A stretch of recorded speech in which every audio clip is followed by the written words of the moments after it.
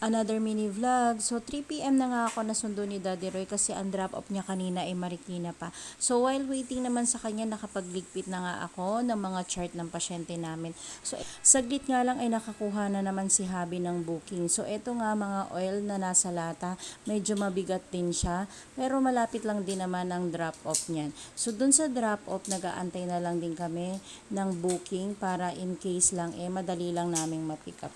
Pagkatapos niya ay nakakuha na naman si husband ng pick-up. Ito naman ay mga mangga na i-deliver sa Diliman. Sa totoo lang, wala naman talaga akong ambag dito sa pagdi-deliver ni husband, kundi ang magsara at magbukas ng pintuan. Isang dahilan kung ba't ako sinasama ni husband, para may kamarites siya.